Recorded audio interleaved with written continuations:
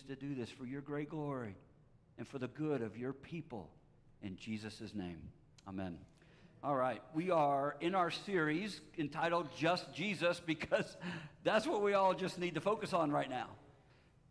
And the text that we're going to look at this morning is one of my favorite stories, but to prepare us for it, I have a simple proposition for you, and it's this.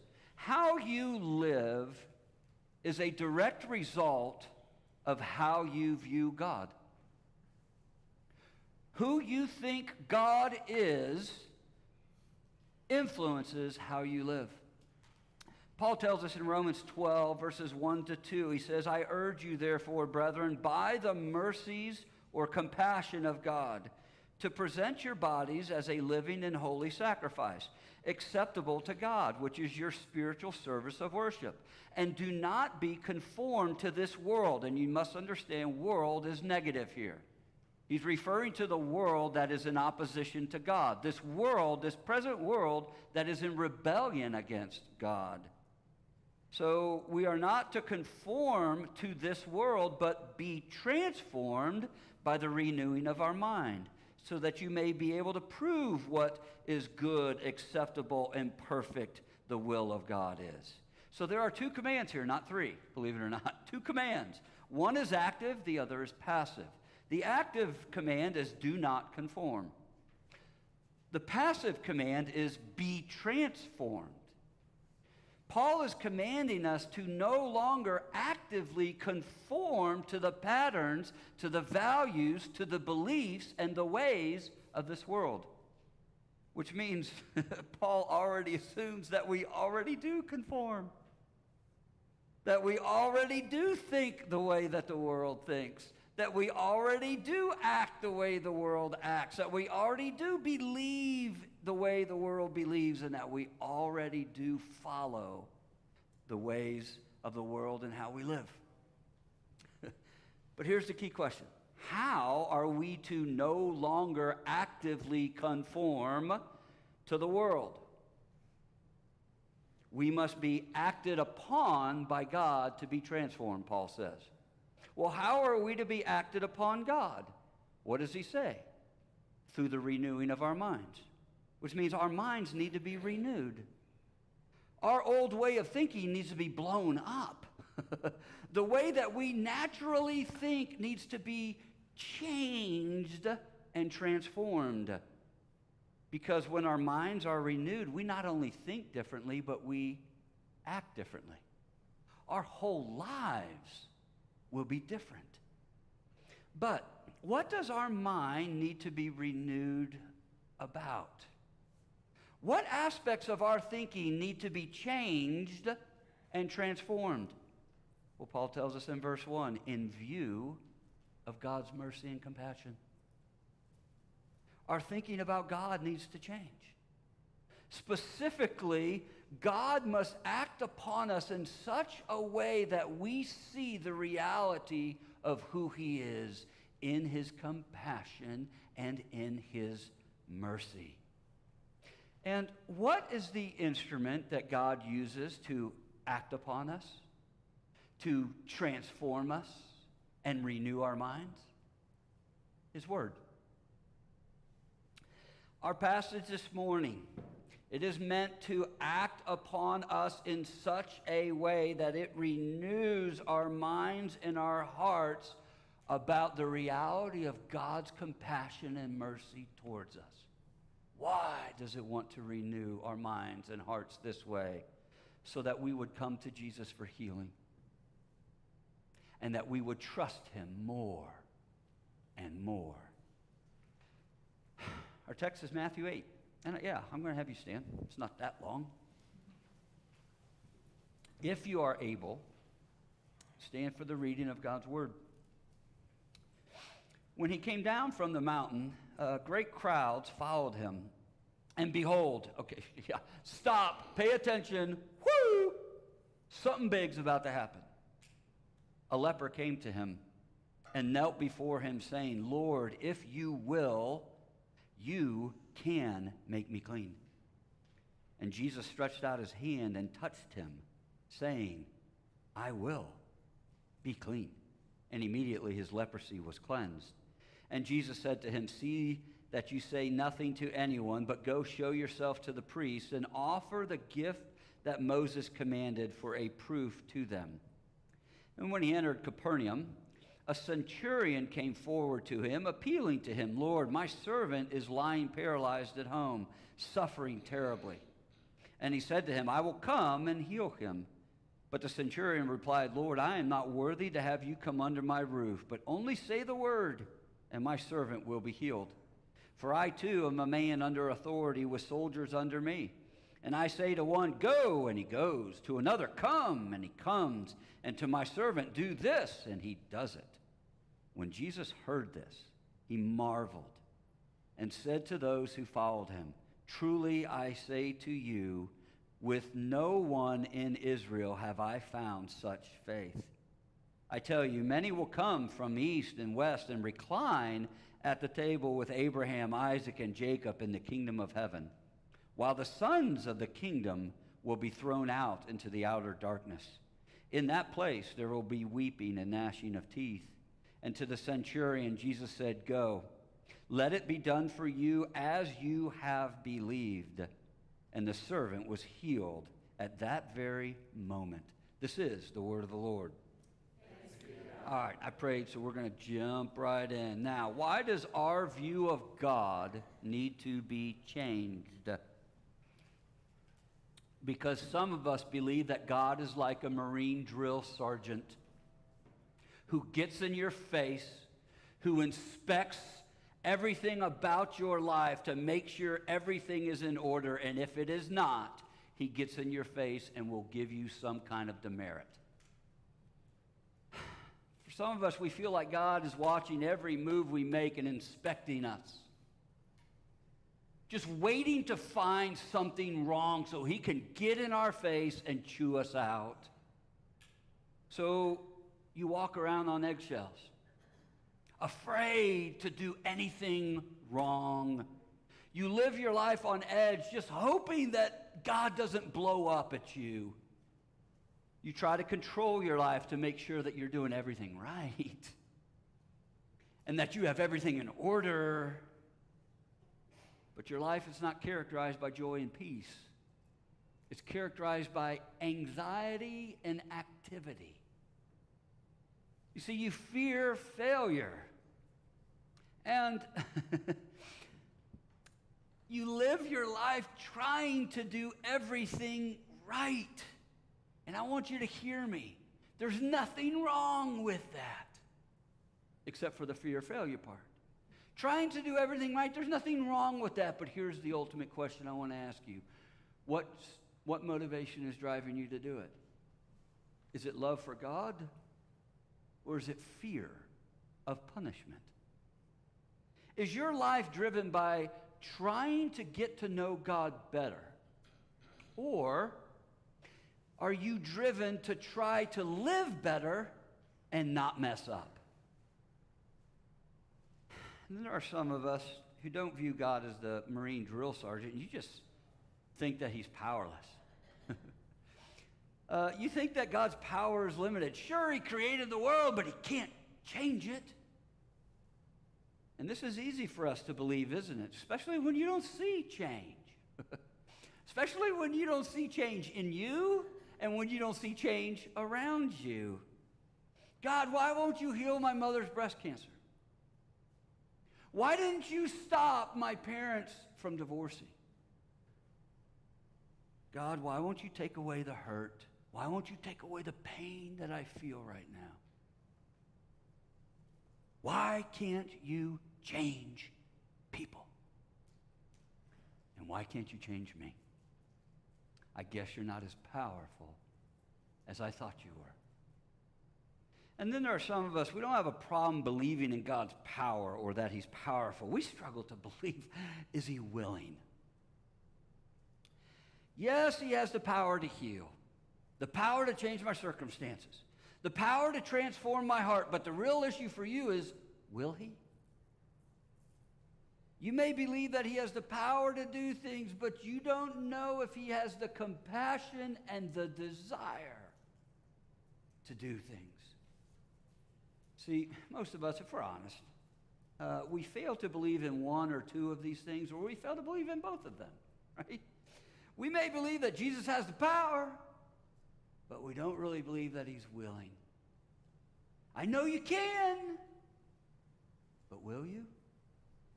And then we may believe he's willing, but then we despairingly believe he doesn't have the power. Holy cow, Jesus, I know you want to, but can you? You see, the goal of our text this morning is to act on our minds and our hearts in such a way that God renews our minds, changes our hearts so that we think and act differently towards him. Why? Because we do have a hard time believing certain things about God. And this does affect the way we live. The fact that we have a hard time going to God, the fact that we have a hard time trusting God, the fact that we have a hard time being honest to pour out our hearts and what's really going on in our lives to God tells us something. We need to be transformed in our thinking.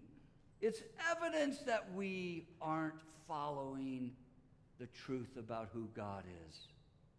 And this is why I wanted to look at this text. But I want to give the context here. Matthew chapter 4 outlines Jesus' ministry.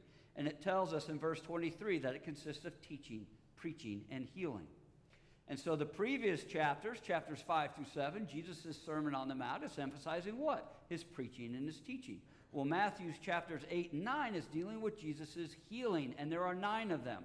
But here's the interesting thing. They're not in chronological order. They're arranged and put together in such a way to make a theological point.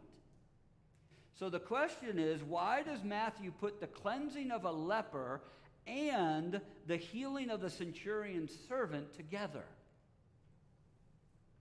To show us that Jesus is ready, he's willing, and that he's able to cleanse and heal us so that we would trust in him, that we would come to him in whatever condition we find ourselves in.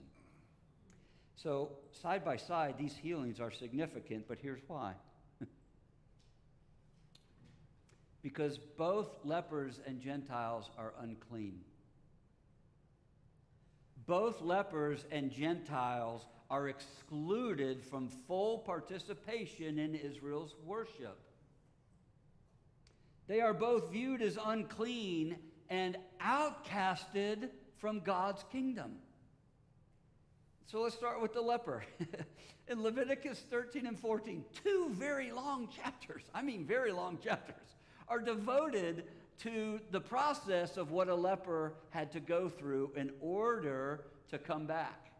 And this is why leprosy was the most dreadful disease of the day, because it was believed to be God's judgment upon an individual, and it was thought to be highly contagious, and it was incurable. This is why in Leviticus 13 and 14, a doctor couldn't heal them, so they had to go to the priests.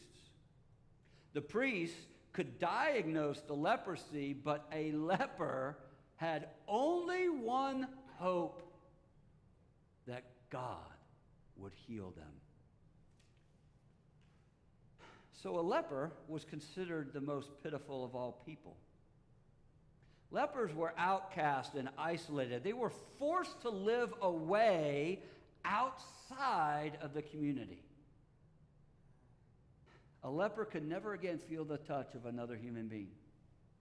Not just because no one would ever touch them, but wherever the leprosy struck, it made that spot numb and lifeless, because the disease is actually eating their flesh away and they can't feel it. So lepers were declared to be unclean. And if they ever approach someone, in Leviticus it tells us, they must announce, unclean, unclean, so that others would avoid them. Now, if you were viewed and treated this way, how do you think that would affect the way you view yourself? I am an outcast. am rejected. I am contaminated and dirty. I am worthless and beyond hope of healing. What others see when they look at me is sheer ugliness. I am unclean. What about the Roman centurion? Well, a centurion means he commanded 100 men. But he's Israel's enemy. He's a soldier for the army of Rome who has conquered and enslaved Israel. So this man cannot enter the temple. It would be an abomination if this unclean Gentile ever did. So here, what do we have with these two? Both are unclean and outcasted. And yet Jesus welcomes both. Jesus has compassion on both. Jesus cleanses and heals both. See, our minds need to be acted upon by God through this word to see that Jesus has compassion on those who are unclean. And he has the power to heal them. Look at verses 2 through 3. Look at the compassion that Jesus has on this leper. The compassion upon one who has been isolated and ostracized from the rest of the community. Compassion on the one who has no hope and no one to physically comfort him in his affliction. You see, what does the leper believe and what does he doubt? He knows Jesus can heal him, but he doesn't know if Jesus is willing to heal him. So what does God's word tell us? Jesus is not only able to heal him, he's willing to heal and cleanse him. Now, any devout Jew in this time, holy cow, would absolutely recoil in horror over this man getting so close to them without announcing that he's unclean. They would view this man with utter and absolute contempt. But Jesus replaces contempt with compassion. Rather than turning away from this unclean leper, he draws near to him and he does the unthinkable. He touches him and says, I'm willing. Be cleansed. And immediately, he was cleansed of his leprosy. One commentator said this, and I think it's really good. He says, the outstretched arm of Jesus is a long reach for his day, for any day. It removes the social, physical, and spiritual separations prescribed by the Torah and by custom alike. The touch of Jesus speaks more loudly than his words. And the words of Jesus touch the leper more deeply than any act of human love. Now let's look at the way he deals with the centurion. In verse 7, Jesus is not only willing to do what he requests, but he's ready to do more than what the centurion requests. The centurion simply requests for Jesus to heal his servant, who's suffering greatly by some paralysis. But Jesus' response is more gracious. He's willing to do more than what this man requests. He's willing to enter the house of an unclean Gentile. Now look at how this unclean Gentile responds to Jesus in verses 8 through 9. The centurion's response is one of absolute confidence. It's one of absolute trust in Jesus' power and his authority. You see, as a centurion, what does this man understand? He understands power, right? He understands authority. He tells somebody to do something, they do it. He tells someone to go somewhere, they go there. He tells someone to come here, they come here. No questions asked. This man understands power. He understands authority. And he understands and trusts so much in Jesus' power and authority that he knows that Jesus doesn't have to physically be there to heal this guy, to heal his servant. He knows that Jesus doesn't have to touch the man to heal him. He knows that Jesus doesn't have to even be near the servant to heal him. All Jesus has to do is say the word and it will be done. And then Jesus marvels at this man's faith. I haven't seen such faith in all of Israel. This unclean, outcasted Gentile has displayed a kind of faith that Jesus hasn't seen in all of Israel. Nobody in Israel, in other words, has this kind of faith. A faith that takes Jesus at his word and believes it's true, period. No questions asked. That believes it will happen, period. No questions asked. Why? Because this man believes that Jesus has the power and the authority to make it happen. So what's going on here? All right. Jesus is not only willing to cleanse the leper, but he is ready and he's able to heal the centurion's servant by the power and the authority of his word. Is that not what this text is teaching us? Clearly, this is the point of the text. Jesus has the power and the authority to heal, and he also has the compassion and the willingness to heal. But why do our minds need to be renewed about who God is in this passage? Why does God need to act upon us to transform our thinking about who and what he is able, willing, and able, and ready to do? If you're having trouble following what I'm trying to say, let me make it easier for you. Why are we not like the leper who goes to Jesus in his unclean condition? Why are we not like the centurion who doesn't question Jesus' willingness? He doesn't question Jesus' power and authority. He doesn't question Jesus' readiness. He trusts in Jesus' word. In other words, why do we not go to Jesus in our sin and shame? Why do we doubt his readiness? Why do we doubt his willingness? And why do we doubt his power? Or say it this way, why does our sin and our shame still keep us from Jesus? Is it not because we're following the world's way of thinking? So what part of our thinking does this passage want to renew and change by acting upon us to change us?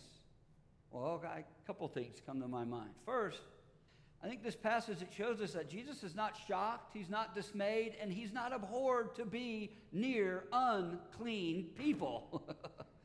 And if we could just get this, Jesus welcomes and embraces those who are unclean. Why? Because they're unclean. Our sin does not disqualify us from having God's compassion, mercy, and love. Our sin is the reason for Jesus' compassion, mercy, and love. We're conforming to the pattern of this world when we think that we cannot go to God in our unclean condition. When we think that God is only going to welcome us if we clean ourselves up first. We can't go to God yet because we got to wait for him to cool off a little bit. We have to wait for his anger to subside. And then when it does, then I can go to him and confess. We're conforming to the world when we think that we must atone for our sin. When we punish or beat ourselves up for our sin. When we do this, thinking that, wow, God's going to see how sorry I feel. God's going to know how serious I am about not doing this again. And then when he sees it, I'll go to him and I'll confess. But you realize these are all lies? They simply aren't true. Look at verses 11 to 12. It is the unclean outcasts who come to Jesus that are taken in and embraced by Jesus.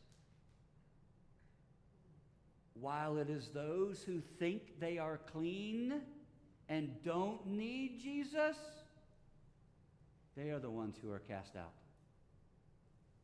And this blows up the religious world's way of thinking, doesn't it?